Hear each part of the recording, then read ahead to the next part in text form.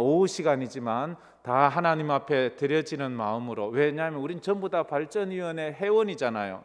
여러분들이 다 발전 헌금하면서 다 그 회원이잖아요. 우리 다 회원입니다. 우리 다 같이 드리는 그런 마음으로 예배 드렸으면 좋겠습니다. 성도는 직분으로 기억되는 것이 아니고 그의 신앙으로 기억되어야 합니다. 사람은 그렇거든요. 사람들이 내 직분으로 나를 기억하냐, 내 신앙으로 나를 기억하냐. 제가 어째서 이런 생각을 하게 됐는가 하면, 사람들은 목사를 뭘로 기억할까? 목사를 그 목사의 이름으로 기억하나? 아니면 뭘로 목사는 기억되면 좋겠나? 제가 지금까지 이제 예수를 믿고 목회를 하고 신학교를 가고 이렇게 하면서, 제가 뭐 아직 그렇게 젊은 나이는 좀 지났지만 아직도 그래도 좀 젊은 쪽에 속하지 않습니까? 근데 벌써 제가 목회자가 된 것, 교육자가 된 게 30년이 넘었습니다. 짧지 않거든요. 근데 사람들은 나를 뭘로 기억하나? 김일수라는 이름으로 기억하나? 근데 제가 알았어요. 목사는 이름으로 기억되는 것이 아니고 그가 전한 말씀으로, 설교로 기억된다는 것을 저는 알았어요. 그때 그게 하나님이 기뻐하시는 거라는 것을. 그때 목사님이 이런 말씀하셨잖아요. 이럴 때 제가 깜짝 놀라요. 나도 잊고 있는 걸 어떻게 기억하시나? 그런데 기억하시더라고요. 그게 너무 저에겐 큰 도전이었습니다. 제가 미국 갔다가 돌아왔을 때 몇몇 분들이, 우리 청년들도 그렇고 우리 그때 청년들도 그렇고 그때 우리 집사님, 우리 권사님들이, 그때 목사님 이런 설교했잖아요. 이렇게, 아니 나도 모르는 설교를, 20년 된 설교를 어떻게 기억하세요? 이렇게 하니까 그래, 보니까 기억난대요. 사람은요, 우리는 하나님 앞에서 직분으로 기억되지 말고 우리의 신앙으로 기억돼야 되고, 목사는 이름으로 기억되려고 하지 말고 목사가 전했던 그 메시지로 기억되는 그런 축복이 있는 우리 교회 되기를 축원합니다. 사람이 기억해 주는 이름이 있고요, 하나님이 기억해 주는 이름이 있어요. 사람들은 다, 야, 저 사람 유명하잖아, 저 사람 이름 다 지나가는 개도 알지 하는데, 하나님께서 나는 너를 도무지 알지 못한다. 이러면 뭐 하나님이 모르는 이름이죠. 사람들이 다 알면 뭐예요? 하나님이 모른다는데. 우리는 사람이 알아주기를 원합니까? 하나님이 알아주기를 원합니까? 하나님 앞에 기억되는 이름, 천국에서 기억되는 이름이 되어야 된다는 거죠. 오늘 여기 보면, 여기 쭉 이 3절에서 나오는 그 이름, 1절에 나오는 베베를 빼고 3절부터 16절까지는 26명의 이름을 바울이 거론을 하고 있습니다. 이 26명은 전부 로마 교회 교인들이에요. 근데 바울이 어떻게 로마 교회 교인들을 이토록 다 잘 알고 있었을까? 이제 바울이 전도해서 로마로 이주해서 산 사람도 많을 것이고, 뭐 그렇게 그 이름들이 많이 나오는데, 이 이름들을 바울이 그냥 무슨 집사님, 무슨 권사님, 무슨 이렇게 하는 것이 아니고 그들과 개인적인 이런 관계 속에서 그 이름을 거론하고 있다는 것을 알 수 있어요. 고대 시대에는, 요즘은 그렇게 잘 없지만 고대 시대에는 그 이름만 딱 들어도 이 사람은 어디 출신이고, 이 사람의 신분은 어느 정도고, 이 사람의 사회적 수준은 어느 정도인지, 그 이름에 그 사람의 신분과 수준과 사회적 영향력이 다 있어요. 이 사람이 뭐 노예인지 아니면은 이 사람이 귀족인지. 왜냐하면 노예가 귀족의 이름을 가질 수 없거든요. 우리도 옛날에 그랬잖아요. 이런 좀 이래 평민 이하 사람들은 그 이름도 참 요상한 이름을 막 짓고 그랬잖아요. 거기 보면 유대식 이름이 있고 로마식 이름이 있고요, 왕족의 이름이 있고 귀족의 이름이 있고, 여기 보면 흑인의 이름도 있어요. 여인들의 이름이 있고, 여기에 보면 여인들의 이름이 3분의 1이 넘어요. 3분의 1. 그래서 초대교회부터도 여자분들의 영향력이 아주 컸다는 것을 알 수 있습니다. 그 당시 여자들은 숫자에도 포함되지 않았어요. 여자들은 그만큼 미미한, 사회적으로는 전혀 여자들은 영향력이 없는 그 시대에 교회에서는 그들의 이름을 쓰이는데 부부 이름도 나와요. 부부 이름이 나오는데 부인 이름을 먼저 써요. 보통 남자 이름 쓰고 여자 이름 쓰잖아요. 근데 여기 성경은 여자가 더 먼저 나와요. 그런 거 보면 여자가 더 신앙적으로 영향력이 있었다는 것을 알 수가 있어요. 그런데 이들의 이름을 보면 결코 하나 될 수 없는 이름들이에요. 노예하고 왕족, 귀족, 로마인하고 이방인하고 이게 뭐 같이 될 수가 없잖아요. 그런데 이 교회는 이런 하나 될 수 없는 사람들이 모여서 만든 그런 믿음의 공동체다 하는 거예요. 이게 교회예요. 오늘도 우리 사회적으로 단체를 보면 사회단체는 다 끼리끼리 모이잖아요. 뭐 체육 좋아하는 사람, 뭐 음식 좋아하는 사람, 뭐 취미생활 하는 사람, 그래 모일 수 있는데 우리 교회는 전혀 취미도 다르고 고향도 다르고 학력도 다르고 삶의 수준도 다르고 다 다르지만 한 하나님을 믿는 신앙으로 모이는 거예요. 하나 될 수 없는 사람들이 모여서 하나가 되는 공동체가 바로 우리 교회 공동체예요. 그래서 그러다 보니까 하나님 안에서 하나 되지 않으면 우리는 언제든지 문제가 생길 수밖에 없는 공동체예요. 왜냐하면 자기 생각이 다 다르잖아요. 자기 경험이 다르잖아요. 자기 처지가 다 다르잖아요. 그렇기 때문에 우리는 믿음이 없어지면, 십자가가 사라지면 우리는 도무지 함께 할 수 없는 사람이에요. 그래서 우리 중간에는 언제나 십자가가 있어야 되고 하나님의 은혜로 하나 되어야 되는 그런 공동체입니다. 그런데 바울은 지금 이들을 소개하면서 감동적으로 소개를 하고 있어요. 이 짤막짤막하지만 그 짤막짤막함 속에서도 우리는 감동을 느낄 수 있게 하는 바울의 이 소개문이 있어요. 바울은 처음에 이 베베 여집사님을 소개하면서 이렇게 말해요. 교회의 일꾼이요 나의 보호자다, 이렇게 말해요. 이 여인은 교회의 일꾼이라는 뜻은 집사라는 뜻, 교회의 집사요 나의 보호자였다. 이 막 진짜 엄청난, 저 사람은 나의 보호자예요. 이렇게 말하면 병원에 가서 우리가 수술을 한다든지 접수를 할 때 보호자 사인 받아오세요 하잖아요. 그 보호자 사인은 뭐예요?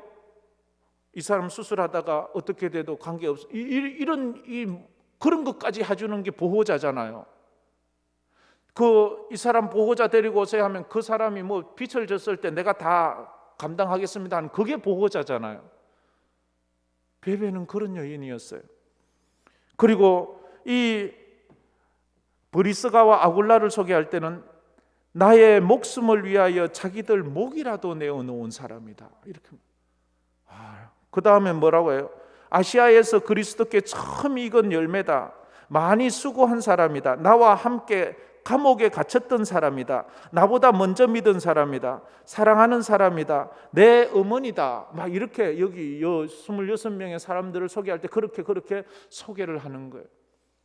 하나님 앞에 내 이름이 불려질 때, 내 이름 석자만 불려져도 감동인데, 나를 하나님이 기억할 때 네가 교회를 위해서 목이라도 내어 놓았지.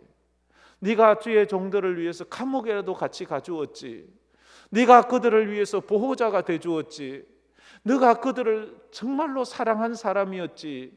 이렇게 하고 내 이름이 거론된다면 얼마나 귀하고 얼마나 복된 이름이 되겠습니까? 이들 모두에 대한 정확한 기록은 교회 역사에 나오지 않습니다.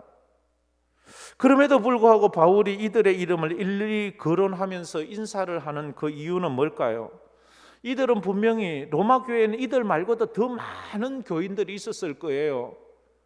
그러나 다 거론하지 못하고 특히 이 26명만 거론하고 있는 것을 보면 이들은 이름도 없이 빛도 없이 숨어서 하나님의 나라를 위해서 수고했던 인물이었으면 분명한 거예요.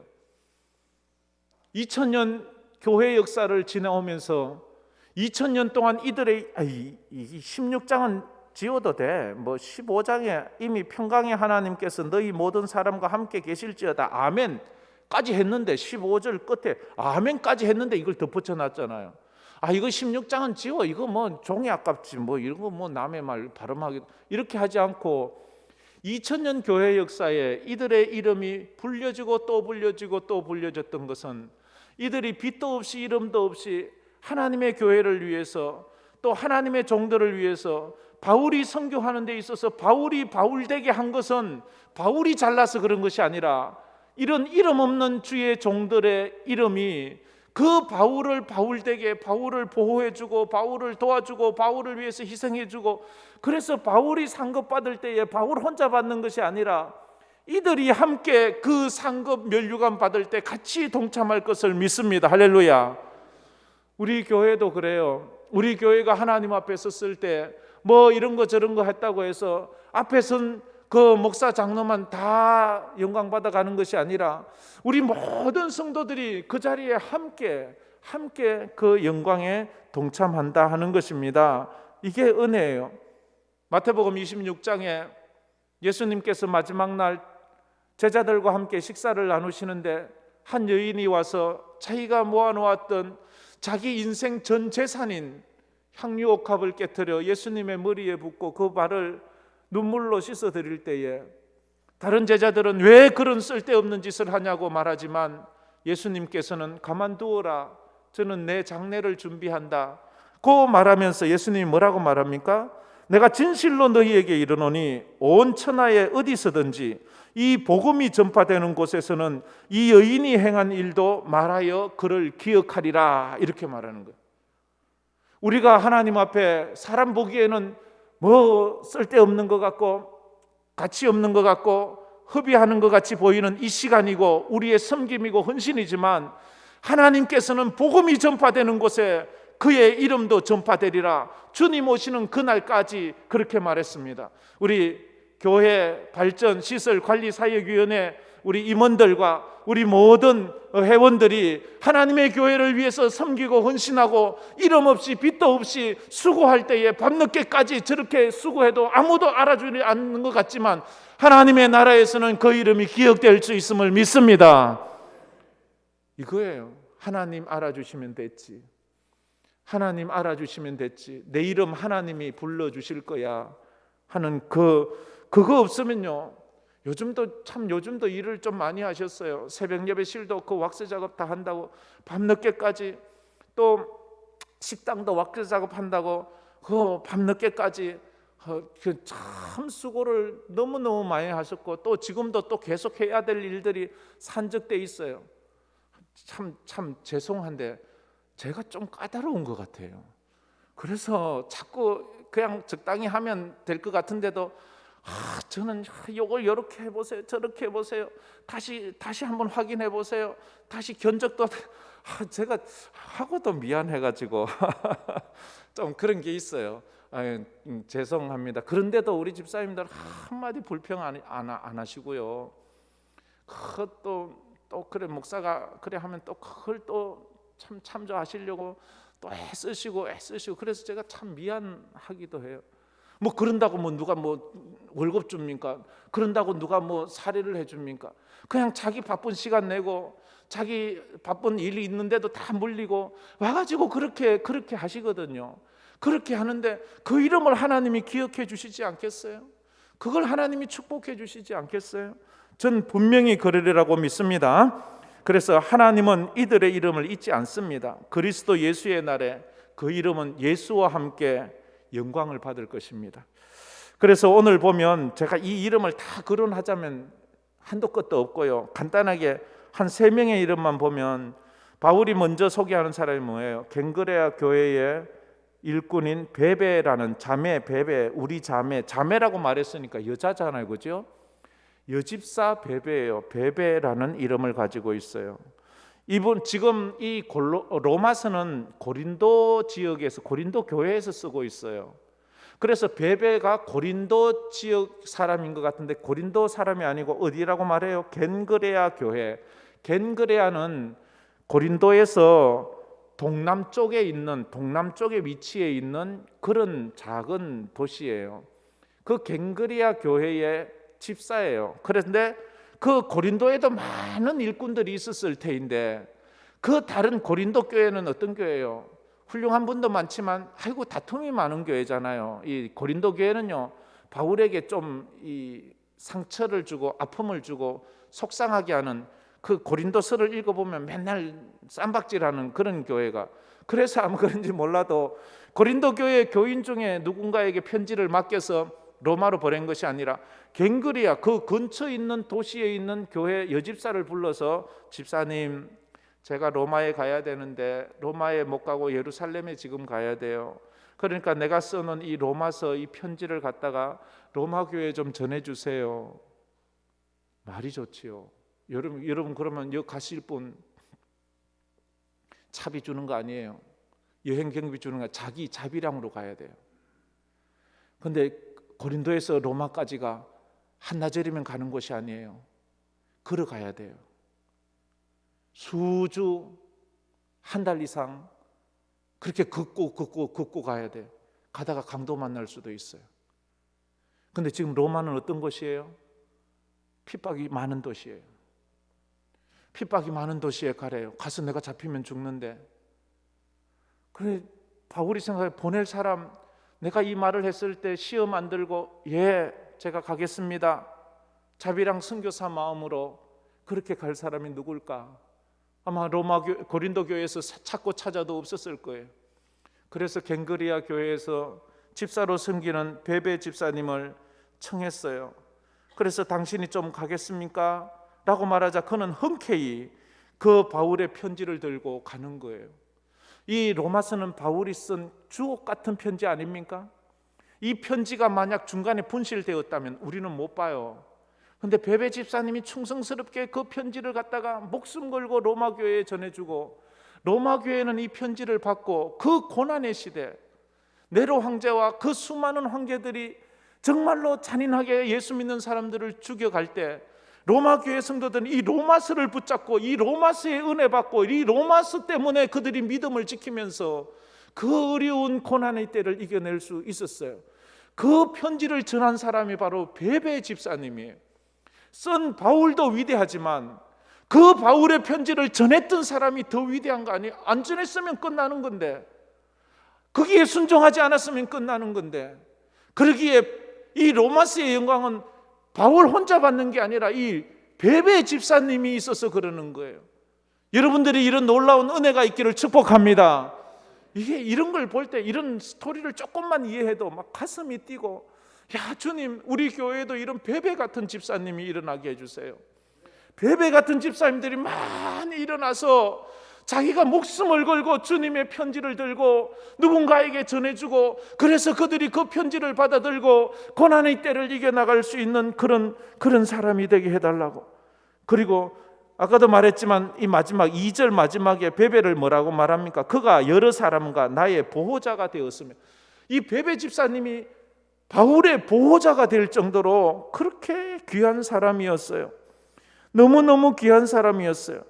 바울을 위해서는 모든 것을 아낌없이 후원하는 보호자, 물심양면으로 바울이 믿고 의지하는 보호자. 사역자에게 이런 사람이 있어요. 정말로 모든 것을 믿고 의지하는 그런 분이 있어요. 왜냐하면 사역자도 사람이잖아요. 근데 바울에게는 이 베베 집사님이 그런 보호자였어요. 바울은 그런데요, 참 여러 지역에서 선교를 하면서 바울의 위대함과 바울을 보면서 부러운 점이 그거예요. 어떻게 사람들을 저렇게 잘 훈련시켜서 믿음의 사람을 만들었을까? 제가 전에 빌립보서 강의하면서도 그 설교를 몇 번 한 거 있어요. 저는 빌립보서 설교하면서 제일 은혜가 되는 것은 에바브로디도예요. 에바브로디도를 보면서 저는 막 이런 분이 있나? 나이가 많은 노인이에요. 나이가 많은 노인인데 빌립보 교회에서 바울 소식을 들었는데 바울이 로마 감옥에 있다고 들어요. 로마 감옥에 있는 바울을 위해서 가난이 찌든, 정말로 빌립보 교회는 가난한 교회예요. 가난한 교회에서 바울을 위해서 선교 헌금을 해요. 선교 헌금을 해서 모았는데 문제는 이걸 누가 로마로 가지고 갔냔 말이에요. 로마가 이 고린도에서 가는 것만큼이나 빌립보 그쪽은 다 굉장히 먼 곳이거든요, 로마까지가. 근데 에바브로디도 그 노인 집사님이 제가 가겠습니다 이렇게 말해요. 자비랑으로 가는 거예요. 누가 차비 주는 것도 아니에요. 갔다 오면 박수 쳐주는 거 아니에요. 자기가 가요. 그 먼 길을 가는데 그냥 바울이 로마 감옥 어딘가에 갇혔다. 어디인지도 몰라. 로마가 뭐 조그맣습니까? 가서 물어 감옥이 어디냐고 이곳에 저곳에 가서 바울을 만나서 그 성경금을 전해주고 옥바라지를 하다가 그가 병이 나잖아요. 빌립보서 읽어보면 그가 병이 들었는데 죽을 병이 걸렸다고 말해요. 바울이 얼마나 마음이 아파요. 먼 곳에서 자기를 도와주려고 왔는데 병들어 지금 죽어가고 있어요. 바울이 감옥에 있지만 너무 마음이 아픈, 그래서 하나님 앞에 너무 간절히 기도하니까 하나님이 바울을 불쌍히 여겨서 에바브로디도를 살려주었다고 빌립보서 읽어보면 있는데 모르시는 모양이네. 한번 읽어보세요. 빌립보서에 있습니다. 그래 그 에바브로디도가 병의 고침을 받아서 또 이렇게 이 빌립보 교회로 가는 것, 이런 참 바울을 위해서 이래 헌신하고 수고하는 믿음의 사람들이 있었던 것을 볼 수 있어요. 교회 일꾼으로서 쓰임 받는데 필요한 두 가지 조건이 있지요. 하나는 성품이고 또 하나는 신앙의 실천력이에요. 성품이 좋아야 되고 신앙을 실천하는 신앙이 돼야 돼요. 이런 말 듣지 않습니까? 가끔 저 사람은 믿음은 참 좋은데 성격이 별로야 이렇게. 또 어떤 반대로 어떤 사람 저 사람은 성격은 참 좋고 그런데 믿음이 별로야 이런 말도 있지 않습니까? 그런데 쓰임 받는 종들을 보면 성품도 좋고 믿음도 좋고 그래요. 믿음은 좋은데 성품이 별로면 사람을 많이 상처를 줘요. 믿음은 좋아요. 근데 성품이 막 뭐 같아? 그러면 사람이 막 여기도 상처 저기도 상처 그래요. 근데 믿음은 좋아. 근데 어떤 사람은 성품은 되게 좋은데 믿음이 없어. 그럼 그 사람은 일을 못 해내요. 그냥 이래도 좋고 저래도 좋고 좋긴 좋은데 믿음이 없으니까 뭔가 확 하나님의 일에 그러니까 그 주의 종들 이 직분자 뽑을 때 둘을 잘 참가해야 돼요. 믿음은 좋은데 성품이 별로인 사람은 세워놓으면 자꾸 남을 찔러. 그래가지고 힘들고, 또 성품은 좋은데 믿음이 없으면 교회 일이 추진이 안 돼. 이래도 좋고 저래도 좋고 뭐 그렇게까지 할 거 있습니까? 뭐 이렇게 말하고 이래. 그런데 이 베베는 다 좋았던 것 같아요. 베베가 순종하면서 핍박의 도시로 가잖아요. 거기에 가서 순교할 각오로 가는 거예요. 그래서 이 놀라운 일들이 이루어져서 로마서가 지금 2000년 동안 우리에게 전해진 거예요. 고맙습니다, 베베 집사님. 이래 천국 가면 얘기해야 돼요. 그 베베 이름 기억하세요? 마치 모세가 하나님 말씀에 순종해서 애굽을 갔기 때문에 출애굽의 역사가 있었잖아요. 모세가 안 갔으면 출애굽 없어요. 다윗이 골리앗에게 나갔으니까 골리앗 물리치고 이스라엘이 살아났지요. 안 그러면 골리앗에게 완전히 박살나요. 믿음으로 누군가가 순종하는 사람이 있어야지 하나님의 일이 된다는 거예요.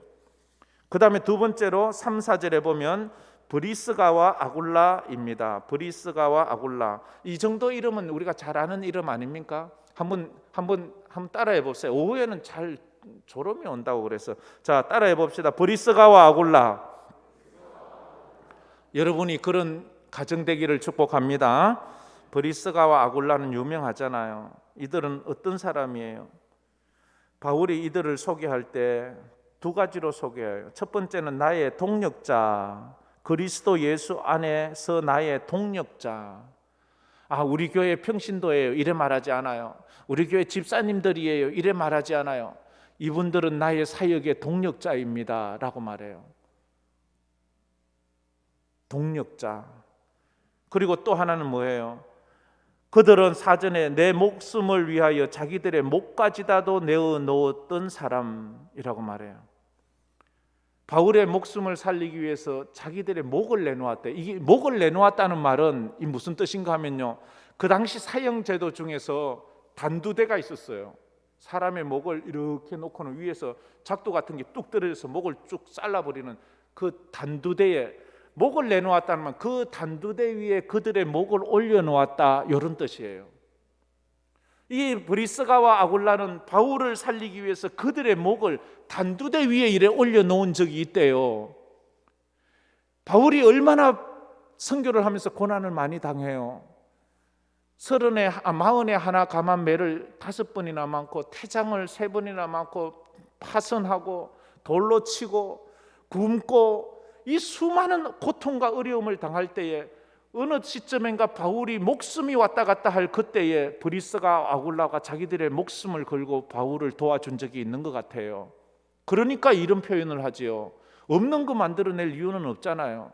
어쨌든 어떤 모습이든지 바울이 죽어야 될 그런 상황에서 이 브리스가와 아굴라 이 두 부부가 목숨을 걸고 우리 바울 선생님 살려야 된다, 우리 바울 선생님 도와야 된다. 그래서 그들이 정말로 그렇게 바울을 살려주었던, 그래서 아무리 생각하고 또 생각할 때마다 그 이름을 잊을 수 없는 그런 사람이 바로 이 브리스가와 아굴라였다 하는 것입니다. 그 다음에 마지막으로 13절에 보면 13절 말씀은 우리 다 같이 한번 같이 읽어보겠습니다. 주 안에서 택하심을 입은 루포와 그의 어머니에게 문안하라. 그의 어머니는 곧 내 어머니니라. 그의 어머니는 내 어머니래요. 육신의 어머니가 아니죠. 생모를 말하는 것 아니에요. 믿음 안에서 어머니 되었다는 말이에요. 믿음 안에서 어머니 되었다는 말. 바울이 결코 잊을 수 없는 그 얼굴. 이 여인 루포라는 이 이름은 흑인들이 주로 쓰는 이름이에요. 흑인. 그런 것을 유추해 보면 흑인, 검은 피부를 가진 그 여인을 어머니라고 부르고 있어요. 바울은 그녀를 어머니라고 부르는데 그녀의 이름은 없어요. 여자들이 이름이 없어요. 이름 없는 여인이지만 하나님은 그 여인을 기억하실 것을 믿습니다. 할렐루야. 초창기 우리 한국에도 여자들 이름 없어요. 뭐 남자도 뭐 개똥이 말똥이 뭐 이렇게 부르는 시대에 이름 없는 여자들이 많았어요. 초창기 조선시대에. 그런데 그 여인들이 믿음의 여인이 되었고 기도하는 여인이 되었고 교회를 세우는 여인이 되었어요. 이름이 없다고 천국에서까지 이름이 없어요? 하나님은 그들을 다 알고 계세요. 교회에도 이름 없는 분들이 있어요. 그들이 이름이 없다고 진짜 없나요? 하나님은 아세요. 하나님은 아세요. 사람은 몰라줄 수 있어요. 목사가 전혀 모를 수도 있어요. 그래 뒤늦게 알고는 참 죄송할 때가 참 많지요. 그러나 여러분이 교회를 위해서 쓸고 닦고 애쓰고 힘쓸 때 하나님은 아세요. 제가 깜짝 놀랐어요. 얼마 전에 어떤 분이 화장실에서 툭 나오는 거예요. 이러니까 여자분이 왔다 갔다 하니까 좀 그렇더라고요. 하시는 말씀이 지금까지는 나를 위해 살았는데 이제는 주님 위해 살래요. 이렇게 말씀하시는 것 같아요. 그건 누가 알겠어요? 우연히 마주쳐서 알지요. 또 어떤 사람은 저녁마다 시간 날 때마다 기도실에 와서 그렇게 조용히 30분 1시간씩 기도하고 가시는 분이 있어요. 그분들이 계셔서 이곳이 기도의 집이 되는 거예요. 그분들이 계셔서 여기에 성령의 임재가 있는 거예요. 그분들이 얼마나 귀한지 모르겠어요. 그런데 이 루포의 어머니는 이름이 없어요. 전해지는 기록에 의하면 이 여인의 남편이 누군가 하면 예수님 십자가 지실 때 힘들어 쓰러질 때에 그 길을 지나가던 한 사람이 있었어요. 구레네 시몬이라고.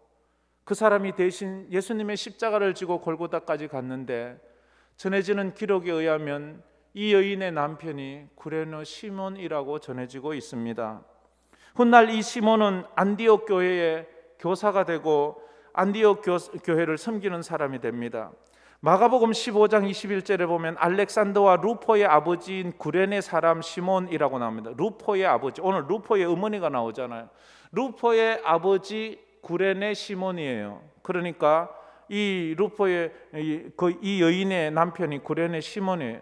이 시몬은 억지로 예수의 십자가를 지고 간 사람이에요.